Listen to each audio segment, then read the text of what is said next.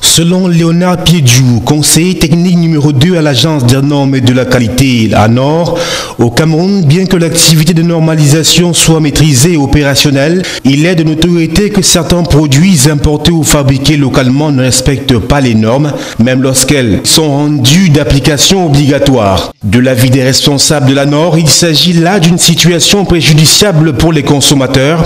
la pérennité des entreprises, l'image des produits locaux et celle de l'économie nationale en général. C'est fort de ce constat et dans l'objet de renforcer la surveillance des produits commercialisés sur le sol camerounais que le Premier ministre, chef du gouvernement, a signé l'arrêté numéro 2015/1875/PM du 1er juillet 2015 fixant les modalités de mise en œuvre du programme d'évaluation de la conformité avant embarquement des marchandises importées au Cameroun. La mise en place de cet instrument obéit à un but précis, assainir le marché à travers une traçabilité fiable des règles d'origine répondant aux exigences des réglementations et normes établies par les autorités compétentes auxquelles seront désormais soumises les marchandises importées au Cameroun. Des contrôles rigoureux y afférents s'effectueront désormais au port, aéroports et autres points d'embarquement des marchandises destinées au marché camerounais. Il s'agira en gros des contrôles portés sur la documentation, des inspections visuelles relatives à la conception des produits,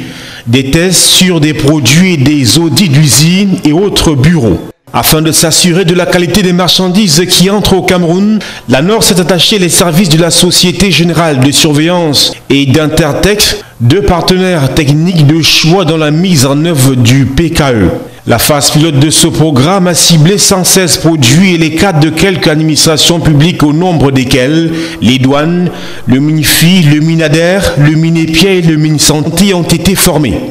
Le séminaire du 30 juin dernier était dédié à la formation des cadres du ministère des Mines, de l'Industrie et du Développement technologique. Dans les tout prochains jours, ces formations seront élargies au JICAM, au Saint-Industricam, au Conseil national des chargeurs et autres gros importateurs.